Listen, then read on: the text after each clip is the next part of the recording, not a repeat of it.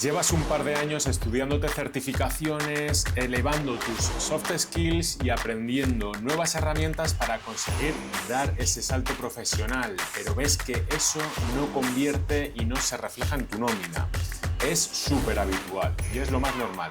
Esto ocurre cuando no tienes una dirección estratégica, cuando estás aprendiendo cosas pero sin un rumbo adecuado. Conozco gente con 4 certificaciones que sigue estancada en los 20, 25, 28.000 euros anuales y gente que con una sola certificación ha conseguido dar esa proyección a su carrera y romper la barrera de los 50.000 euros anuales. Y creerme que la diferencia no es solamente el papel, es como os decía antes, la dirección y el rumbo estratégico. Cuando estudiamos cosas o nos preparamos nuevas habilidades, si lo hacemos sin control, lo que estamos teniendo es un hobby muy caro y también es interesante porque aprender siempre está bien, pero si lo hacemos además con una proyección, vamos a conseguir hacer que ese aprendizaje convierta y se transforme en desarrollo profesional. Antes de ponerte a estudiar un curso, haz esto que te voy a hacer, porque invertir un par de horas o 3 horas te va a ser mucho más beneficioso que si gastas 3 meses en estudiar algo que realmente no vale la pena.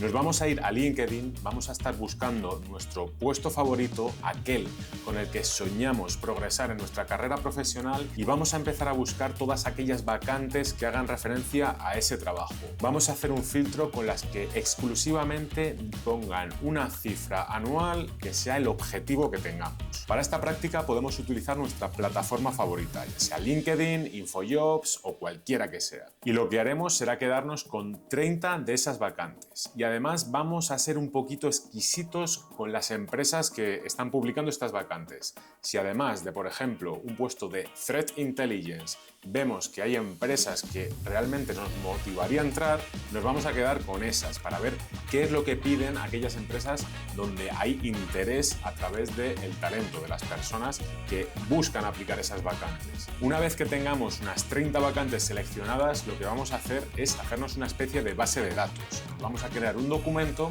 en el cual centralicemos toda la información de todas estas vacantes y nos vamos a apoyar con el ChatGPT o nuestra herramienta de inteligencia artificial preferida para normalizar toda la información.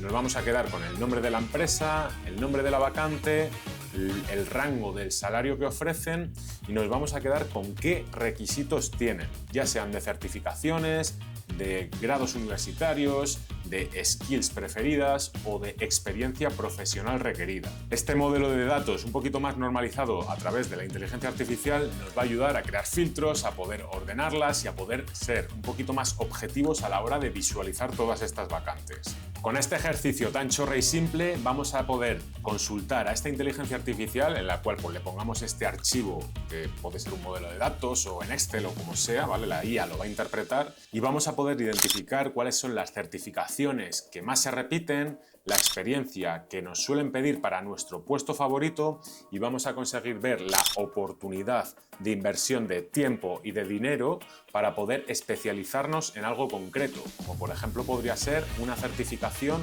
para especialista en SIEM, integración de datos o cualquiera que sea la skill que necesitemos perfeccionar para conseguir aplicar a esa vacante y brillar entre el resto de candidatos. Para esto no hay una fórmula mágica y además no es algo atemporal. Esta fórmula va a cambiar muchísimo si la hacemos hoy que si la hacemos dentro de 6 meses, porque las tendencias cambian cada día. Por lo tanto, es bueno que cuando queramos hacer este tipo de movimientos le pongamos un poquito de cabeza y hagamos ejercicios como este para ver realmente por dónde respira el mercado.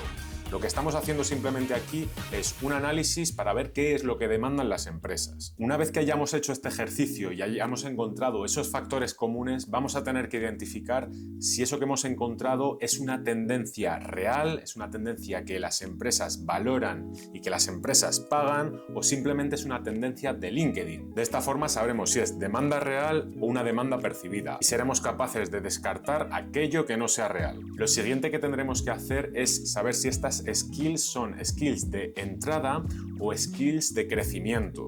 No tienen nada que ver. Las skills de entrada te van a facilitar una entrevista, te van a facilitar que se abra esa puerta. Las skills de diferenciación o esas de crecimiento nos van a ayudar para poder reposicionarnos en el mercado. Y lo siguiente que nos tendremos que preguntar es si ese curso, esa certificación o esa skills es algo que se pueda demostrar a través de una entrevista o a través de capacidades nuestras o no. Si la respuesta es no, debemos reconsiderar si a eso es a lo que queremos aspirar. Si tenemos dudas, vamos a intentar buscar cómo proyectar antes de ponernos a estudiar aquella skill, ¿vale? Vamos a hacer un ejercicio de ver cómo le vamos a contar al entrevistador todo aquello que sabemos y si vemos que es dudoso o borroso, de nuevo vamos a reconsiderarlo. Pero si en cambio vemos que es algo que podamos ofrecer al entrevistador o en nuestro día a día o algo que nos vaya a diferenciar de nuestro compañero, vamos a valorarlo de forma positiva y vamos a evaluar cómo tenemos que hacer ese plan para conseguir esas skills. Una vez seleccionada aquella skill, lo que vamos a hacer es un plan de unos 6 meses más o menos en el cual podamos perfeccionar esa skill, que voy a poner como ejemplo el inglés, que además es algo agnóstico a la tecnología. Vamos a hacer un seguimiento, un plan de 6 meses en el cual pues, las primeras semanas van a ser ese análisis que hayamos hecho. Posteriormente vamos a empezar a ver qué tenemos que hacer para llevar a cabo esa consecución de aprendizaje o de práctica y vamos a documentar cada una de las cosas que hayamos hecho. Es importante materializar todo este plan en tiempo, ¿vale? Nos vamos a poner una serie de objetivos. Los primeros serán el buscar la skill, posteriormente será ver qué tenemos que hacer para perfeccionar esa skill y aquí es donde tenemos que empezar a profundizar entre cosas teóricas o prácticas, dependiendo de cuál sea la skill. Para inglés, por ejemplo, valen ambas. Y tenemos que ponernos objetivos claros, objetivos que se puedan medir y que se puedan trazar en el tiempo.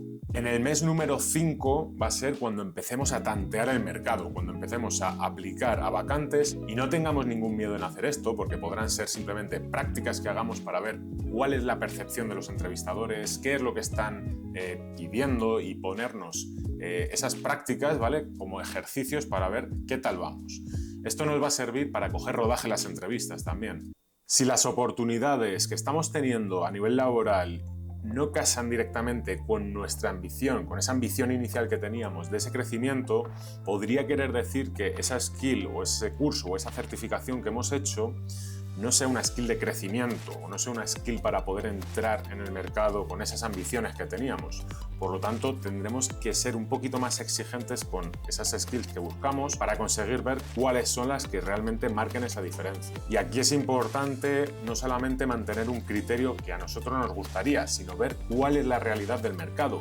No lo que mola, sino qué es lo que se está pagando. Os voy a poner algunos ejemplos relacionados con ciberseguridad, con cloud, con SIEM, con tal, en los cuales vamos a ver cuál es la diferencia entre tener ciertas skills o no tenerlas. Cloud Security.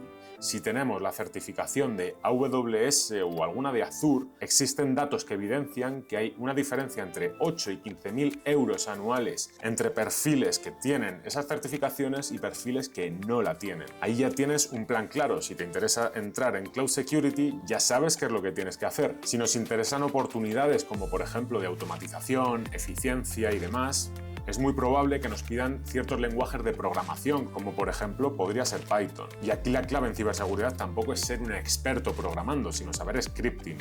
Creerme que hay mucha diferenciación entre gente que sabe y que tiene esas skills y la gente que no las tiene. La diferencia entre tengo algún conocimiento en Python y sé aplicar Python en un negocio para conseguir dar esa eficiencia operativa es exactamente esa diferencia entre los 35 y los 45.000 euros anuales. Y la parte más importante para conseguir proyectar nuestra carrera y conseguir ese crecimiento profesional que convierte en euros o en dólares o en pesos mexicanos, que es al final por lo que trabajamos, el punto principal del trabajo es el dinero, si no nadie trabajaría, está en cómo vamos a negociar este salario. Y para poder tener potencia en estas negociaciones, os voy a decir unos consejos que son esenciales, porque va a depender mucho si somos capaces de defender cuáles son nuestras capacidades y nuestras skills de si solo hablamos sobre cosas sobre el papel. La mayoría de personas cuando llegan a este punto de negociación o lo dicen al principio o se estancan o dicen un rango que a lo mejor no tiene mucho sentido, tanto para bien como para mal, y esas conversaciones pueden ser muy negativas a la hora de conseguir esa posición salarial óptima. Lo que vamos a hacer es primero ser capaces de defender nuestras capacidades y para ello vamos a estar documentando en un papel durante 30 días todas las cosas que realizamos en nuestro día a día en nuestro trabajo actual. Vamos a estar apuntando todos aquellos pequeños logros, pequeños desafíos que vayamos haciendo y vamos a empezar a documentarlos con la finalidad de tratar de hablar en números. La diferencia entre una persona que dice cosas sobre el papel y otra que expone datos reales es exactamente la misma diferencia en la que una persona va a conseguir una proyección o la que se va a quedar más estancada. Porque cuando tú hablas con una persona senior, te habla de números, te habla de resultados, de cómo han variado los números en ventas, en eficiencias, en lo que sea, en cosas tangibles que se sujeten a través de números. Si no conseguimos reportar estos números, es como si no lo hubiéramos conseguido. No tiene la misma solidez decir que hemos programado en Python con un framework desde Django, haciendo una API súper segura, que conseguir decir he pasado de un framework donde teníamos 12 incidentes al mes a uno donde solo teníamos 2 y además lo mitigábamos en 30 minutos.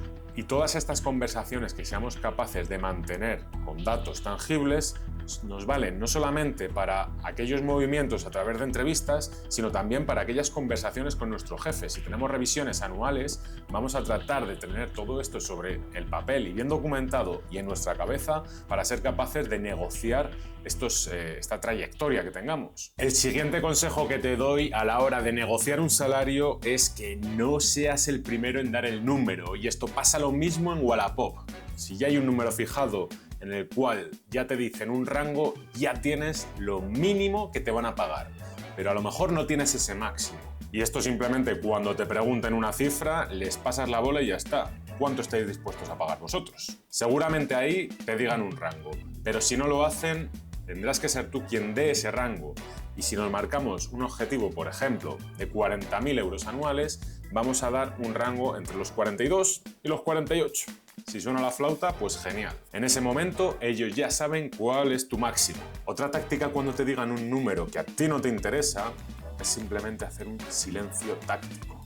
Quédate callado, mírales como, vale, ¿y ahora qué? Ese silencio es clave porque es un vacío, es una tensión donde la mayoría de personas van a tratar de intentar rellenar. Si a través de ese silencio consigues un bueno, pero podríamos intentar llegar a... ¡Pum! Has conseguido un objetivo solamente con quedarte callado. El primero que habla después de una negociación pierde terreno. Si te ha gustado el vídeo, pégale un pedazo de like y déjame un comentario con cuál va a ser la próxima skill que vas a perfeccionar para conseguir ese crecimiento profesional y ese crecimiento en el área de la ciberseguridad. No te olvides de suscribirte para más vídeos como este y nos vemos en el próximo vídeo. ¡Chao, chao!